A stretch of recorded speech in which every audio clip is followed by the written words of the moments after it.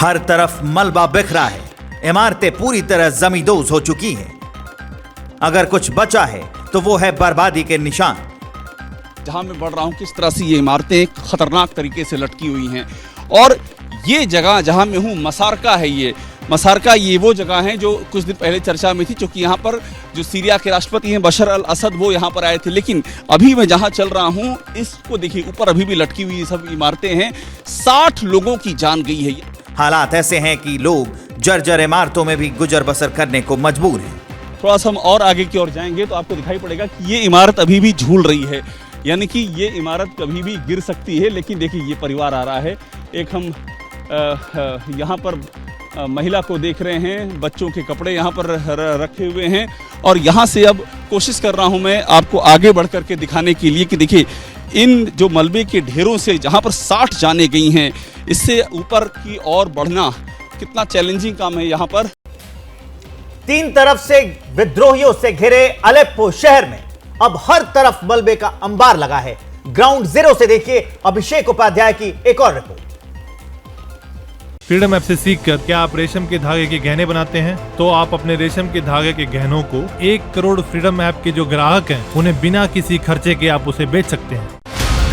अब यहाँ एक एक कदम मैं आगे बढ़ने की कोशिश करूंगा और इससे आप अंदाजा लगा पाएंगे कि एक ऐसा शहर जिसने 4 साल लगातार चारों ओर विद्रोहियों का घेरा झेला है, आखिरकार वो इस त्रासदी में किस तरह से बिखर गया है। देखिए इस तरह से जो इमारतें हैं, बड़ी बड़ी इमारतें, वो भूकंप के चलते क्षतिग्रस्त हुई हैं। और ये जो मलबा, जिस मलबे पर मैं इस समय चल रहा हूँ, इस मलबे के भीतर क्या हुआ होगा ये यहाँ किसी को पता नहीं है।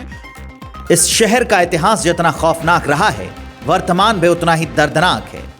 युद्ध और भूकंप इन दोनों ने इस अलेप्पो को बर्बाद कर दिया है। यहाँ पर 2011 में जो सीरियाई गृहयुद्ध छिड़ा है उसके बाद से लगातार यहाँ पर हमले हो रहे हैं। और इस हमले के बीच में ये जो भूकंप आया है, इस भूकंप ने इस तरह के मलबे के पहाड़ बना दिए हैं। तो सीरिया में भूकंप के 12 दिन बाद भी जितनी मदद पहुंचनी चाहिए उतनी नहीं पहुंच सकी है। हालांकि मलबा हटाने का काम चल रहा है। खंडहर बन चुके अलेप्पो से अभिषेक उपाध्याय की एक और रिपोर्ट देखिए।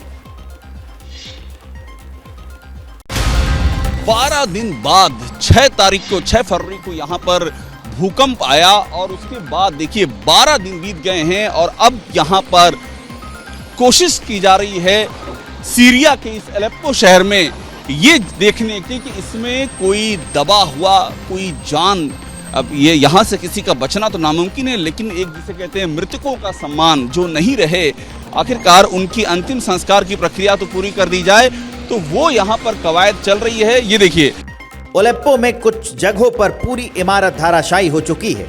इस चुनौतीपूर्ण हालात में अभिषेक उपाध्याय आप तक एक एक तस्वीर पहुंचा रहे हैं। एक बार फिर से मैं आपको ये दिखाता हूँ कि ये कितना कठिन है। देखिए इस तरह से यहाँ पर इमारतें टूटी हुई हैं। ये देखिए यहाँ से अब इसके भीतर एक बार मुकेश कोशिश कीजिएगा दिखाने के लिए, इसके भीतर इस तरह की बिल्डिंग्स की कोई मानव शरीर इसके भीतर है तो नहीं, ये भी एक कवायद है। तो अलेप्पो शहर में जहां कल तक ऊंची ऊंची इमारतें थी, आज वो शहर खंडहर बन चुका है। लिहाजा तबाही का जायजा लेने के लिए खुद सीरियाई राष्ट्रपति बशर अल असद वहां पहुंचे थे। ग्राउंड जीरो से तबाही की एक और तस्वीर दिखा रहे हैं अभिषेक उपाध्याय।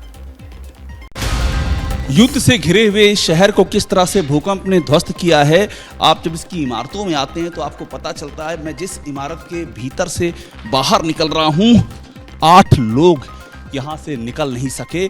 और इस जगह की पहचान बहुत ज़रूरी है। जो मलबे का पहाड़ है आप देख रहे हैं, ये एग्जैक्टली हम इदलिब के करीब हैं। वही इदलिब जो ISIS का गढ़ हुआ करता था और जहाँ इस समय जिहादी ताकतें, जिनको जो हयात तहरीर अल शाम की अगुवाई में जहाँ काबिज हैं, उसके नज़दीक हम इस समय हैं।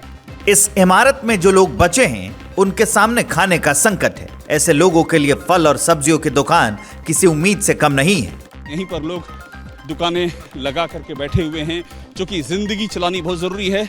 और आपको इसी के बगल में एक तस्वीर और दिखाएंगे कि किस तरह से भूकंप से तबाह हुए इस शहर में युद्ध भी नजरें गड़ाए बैठा हुआ है। सीरिया के अलेप्पो शहर के पश्चिमी छोर पर अलकायदा से जुड़े आतंकी संगठनों का कब्जा है, तो पूर्वी छोर पर कुर्द विद्रोही काबिज हैं। वहीं उत्तर में तुर्की समर्थित सीरियाई विद्रोहियों का दबदबा है। ऐसे में अभिषेक उपाध्याय उस जगह भी पहुंचे जिससे विद्रोहियों ने बर्बाद कर दिया है।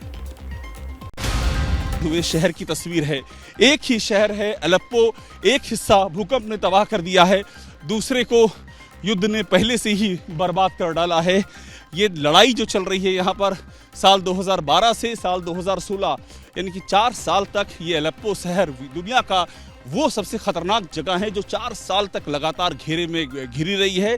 इसमें अलकायदा से जुड़ी ताकतें यहाँ काबिज रही हैं, विद्रोहियों से जुड़ी हुई YPG उसने लड़ाई लड़ी है और हिजबुल्लाह तक ने, अब आप देखिए किस तरह से इसको युद्ध ने ध्वस्त किया है। ये पूरी की पूरी जो बिल्डिंग मेरी आंखों के सामने है ये तबाह हो चुकी है और ये देखिए ये पूरी बिल्डिंग ये युद्ध के हाथों तबाह हुई बिल्डिंग है। और यहाँ हिजबुल्लाह जैसे आतंकी, जिसे अमेरिका आतंकी संगठन कहता है, हिजबुल्लाह ने भी यहाँ पर लड़ाई लड़ी है। जो बिल्डिंगें हैं यहाँ पर लोग रहा करते थे ये पूरी तरह से ध्वस्त हो चली हैं। फ्रीडम ऐप से सीखकर क्या आप रेशम के धागे के गहने बनाते हैं? तो आप अपने रेशम के धागे के गहनों को 1 करोड़ फ्रीडम ऐप के जो ग्राहक हैं उन्हें बिना किसी खर्चे के आप उसे बेच सकते हैं।